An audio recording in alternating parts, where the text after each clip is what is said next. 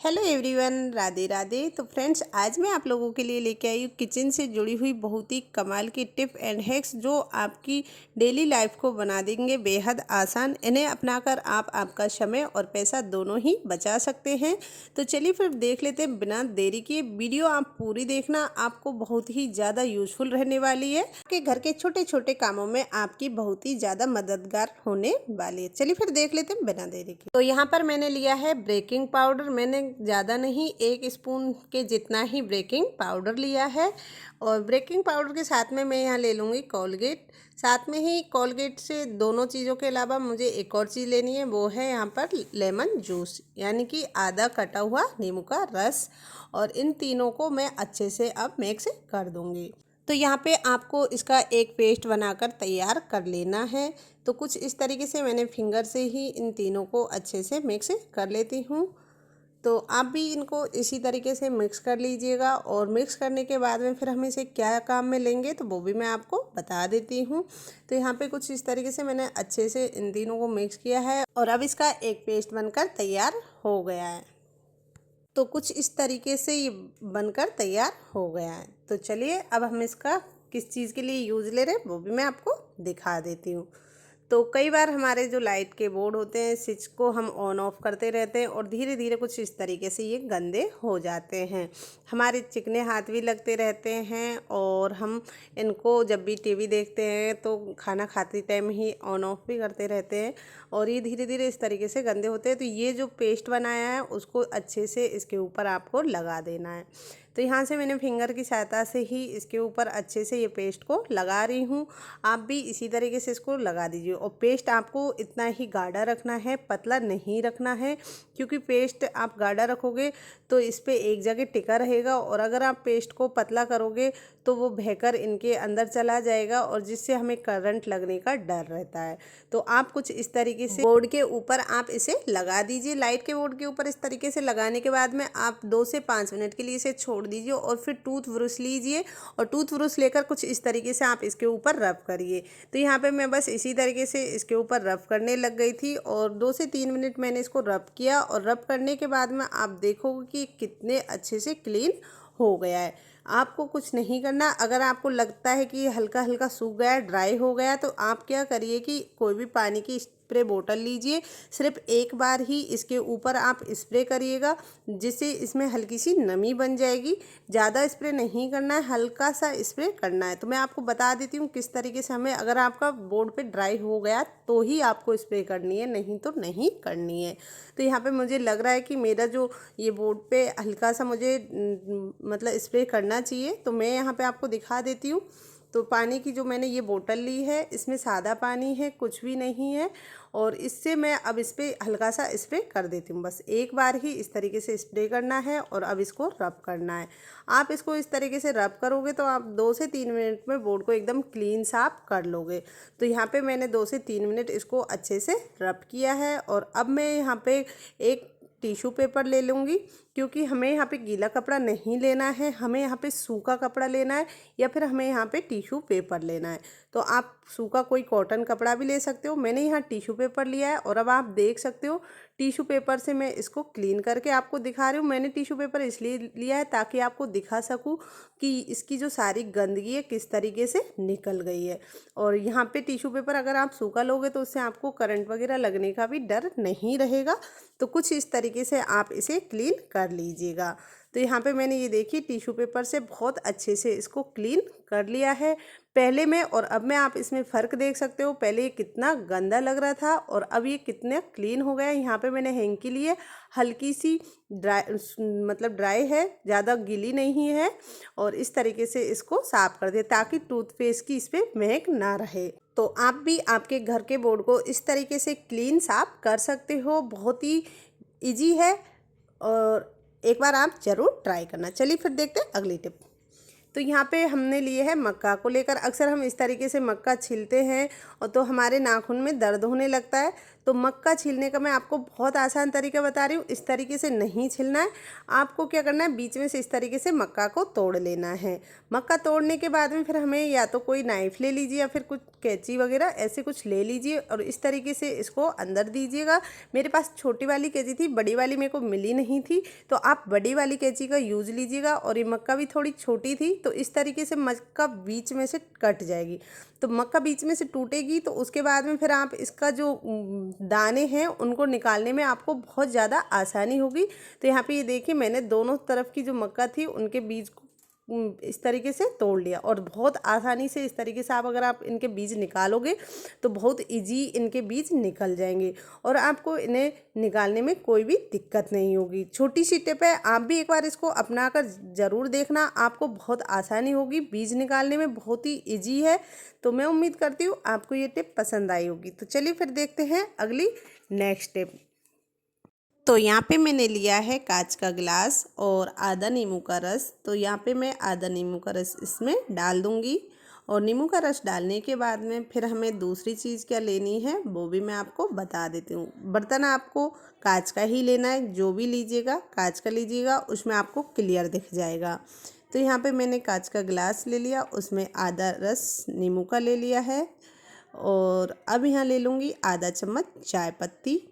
चाय पत्ती आपके घर में जिस चाय पत्ती को आप यूज में लेते हो वही लीजिएगा और उसके बाद में आप उसे 10 मिनट के लिए या कुछ देर के लिए ऐसे ही छोड़ दीजिएगा। तो यहाँ पे मैंने इसको 10 मिनट के लिए कुछ इस तरीके से छोड़ दिया। अब हम इसे देख लेते हैं। थोड़ा सा मैंने इसको मिक्स कर दिया है, वैसे मिक्स करना नहीं था लेकिन फिर भी मैंने कर दिया है। तो अब हम देखते हैं कि नींबू का जो रस है वो पीला, काला या हरे रंग का हो जाए तो चाय की पत्ती असली है, लेकिन अगर चाय की पत्ती का रंग नारंगी हो जाए तो चाय की पत्ती नकली है। मिलावटी चाय की पत्तियाँ टूटी हो सकती है, उन्हें पेड़ के तने या स्टोन धूल भी मिलावट हो सकती है। इस तरह चाय की पत्तियाँ हमारे शरीर के लिए बहुत हानिकारक होती है। रंग और फ्लेवर भी मिलावट में हो सकते हैं, व्यक्तियों को कई गंभीर बीमारी दे सकती है। तो ये हमारे स्वास्थ्य के लिए कितनी हानिकारक हो सकती है तो आप देख सकते हो चाय में कितनी मिलावट आती है। लेके आए तो कुछ इस तरीके से जांच करके चाय पत्ती यूज में ले। उम्मीद करती हूँ छोटी सी टिप्स है आपको पसंद आई होगी। तो ये वाली टिप्स है बिंदी को लेकर।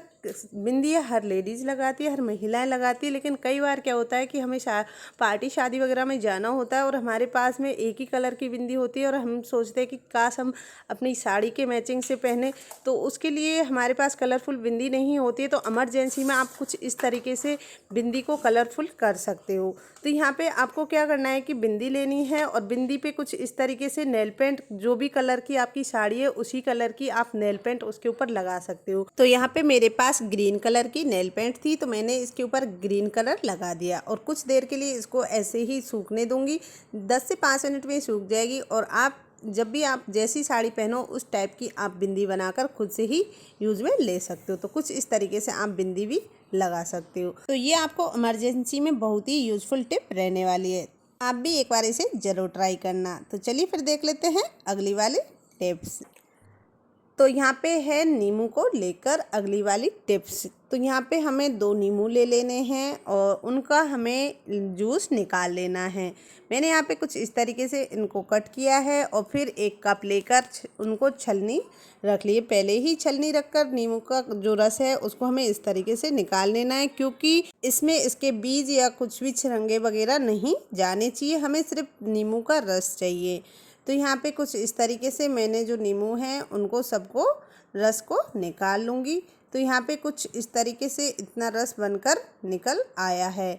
अब इसमें एक और चीज़ मैं क्या डालने वाली हूँ तो वो भी मैं आपको बता देती हूँ। यहाँ पे नींबू का रस में मैंने लिया है एक और सामान, वो है वाइट विनेगर, यानी कि फ्रूट विनेगर। आप कोई भी वाइट विनेगर इसमें ले सकते हो। तो मैंने यहाँ पे वाइट विनेगर इसमें 1 ढक्कन भर के डाल लूँगी। जितना नींबू का रस है उससे आधा मैंने इसमें वाइट विनेगर लिया है, थोड़ा सा और ज़्यादा। तो दोनों को अब मैं 1 स्पून से या फिर ऐसे अच्छे से इनको मिक्स कर लूँगी। तो यहाँ पे मैंने स्पून से इनको बहुत अच्छे से मिक्स कर लिया है और अब मैं इसको एक इसको किस काम में लूँगी तो वो भी मैं आपको बता देती हूँ। तो यहाँ पे मुझे लेनी है एक स्प्रे बोतल। तो यहाँ पे मैंने ये स्प्रे बोतल ली है और स्प्रे बोतल लेने के बाद में फिर मैं इसका जो सारा जो ये घोल बनाया है इसको अब मैं इसमें भर लूँगी। और भरने के बाद में फिर हमें ये कहाँ पे स्प्रे करना है, किस चीज़ के लिए करना है, वो भी मैं आपको बता देती हूँ। तो ये वाली जो स्प्रे कुछ इस तरीके से हमें बनाकर तैयार कर लेनी है।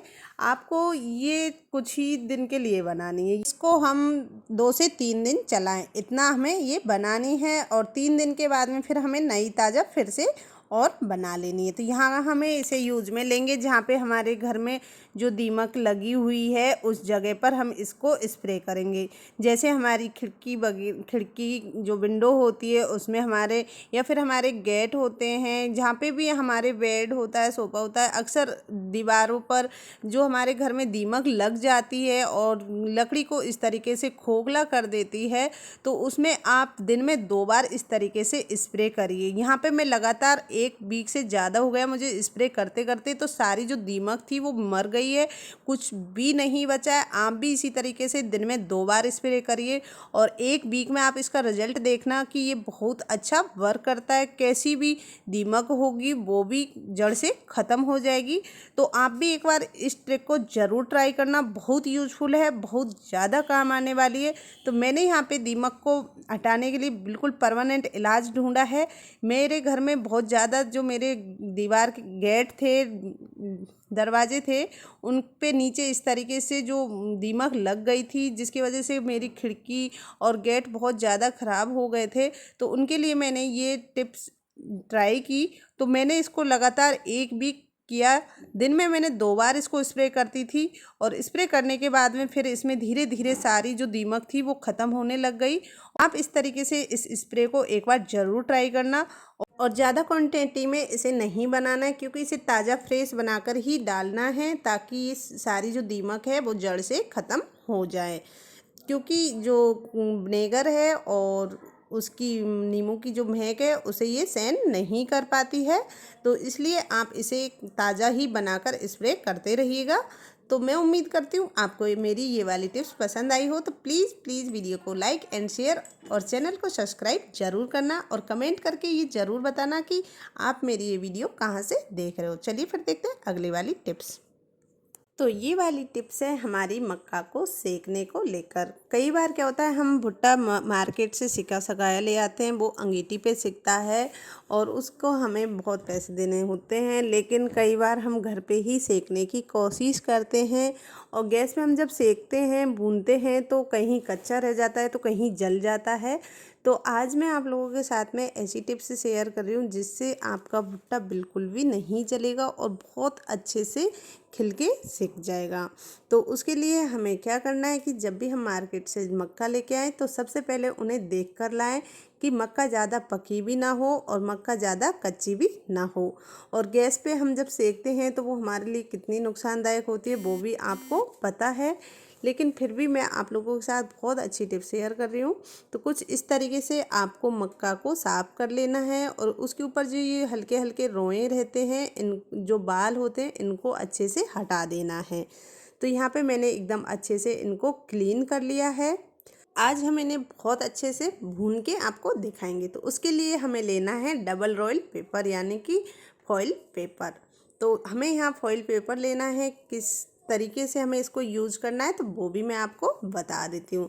तो चलिए फिर यहाँ पे हमें क्या करना है, फॉइल पेपर लेना है और इस तरीके से जब मक्का को इसके ऊपर रख कर और फिर इसको कई हमें फोल्ड कर देना है। तो यहाँ पे इस तरीके से मैं इसको 2 से 3 बार इस तरीके से फोल्ड कर दूँगी। तो आप भी इसे 3 से 4 बार इस तरीके से लपेट दीजिएगा। मैंने यहाँ 3 बार इसको गोल गोल फोल्ड किया है और अब मैं इसको कट कर लूँगी।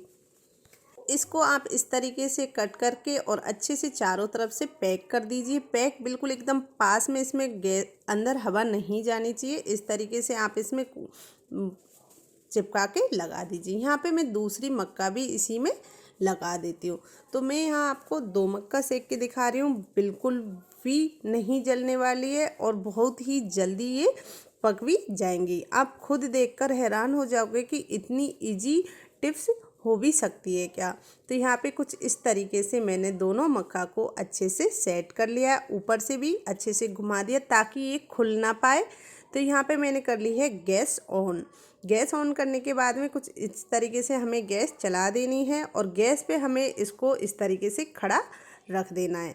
तो आपको यहाँ पे गैस पे इस तरीके से इसको खड़ा रखना है, ये बिल्कुल भी नहीं गिरेगा। और यहाँ पे गैस थोड़ी तेज़ कर देनी है शुरुआत में ताकि पहले अच्छे से गर्म हो जाए और आपकी गैस ज़्यादा नहीं बढ़ेगी। आप जब भी डायरेक्ट गैस पे सेकते हो मक्का को तो वो कड़वी भी लगने लगती है, खाने में भी कड़वास देती है। यहाँ अगर आप इस तरीके से सेकोगे तो ये खाने में भी कड़वास नहीं देगी और आपके शरीर को भी नुकसान नहीं पहुँचाएगी, क्योंकि गैस पे डायरेक्ट सेकते हैं तो वो हमारे शरीर में नुकसान करती है। अगर आप इस तरीके से सेकोगे तो ये बिल्कुल भी नुकसान नहीं करेगी।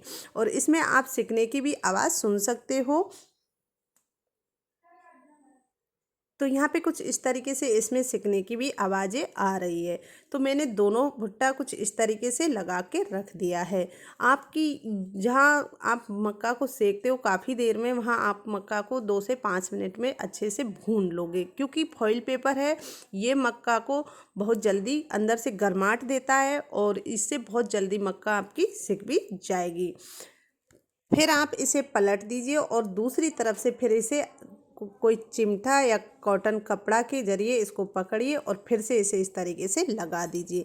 आधी उस तरफ से सिक जाएगी, अब फिर उस दूसरी साइड से भी ये सिक जाएगी। तो आप इसे दोनों तरफ से इस तरीके से पलट कर सेक सकते हो। इसे सेकने में ज़्यादा टाइम नहीं लगेगा, बहुत ईजी है, ना ही कहीं आपको जलने वाला है, ना आपका भुट्टा जलेगा और ना ही ये कच्चा रहेगा। ये बहुत अच्छे से सिक जाएगा क्योंकि ये फॉइल पेपर है, इसमें बहुत अच्छे से अंदर गर्माहट देगा। गर्माहट, और जब भी आपको अगर इसको आपको लगे कि ये हल्का फुल्का कच्चा रह जाए तो कुछ इस तरीके से कपड़े से आप पकड़ के इनको बहुत अच्छे से सेक सकते हो। तो मैंने तो यहाँ पे कुछ इस तरीके से इनको भून लिया था। हालांकि खड़े करके भी भूनने से बिल्कुल भी कच्चे नहीं रहे थे, दोनों तरफ से बहुत अच्छे से सिक गए थे। मैंने यहाँ पे गैस को कर दिया है ऑफ और अब मैं कपड़े से ही इनको उठा लूँगी, क्योंकि ये ज़्यादा गर्म नहीं है, अंदर से गर्म निकलेंगे, ऊपर से फॉइल पेपर से आपको ये ज़्यादा गर्म नहीं लगने वाले हैं।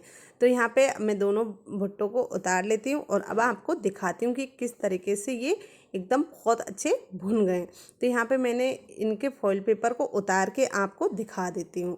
तो कुछ इस तरीके से ये देखिए, आप देख सकते हो कि अंदर से कितने अच्छे से भुन गए।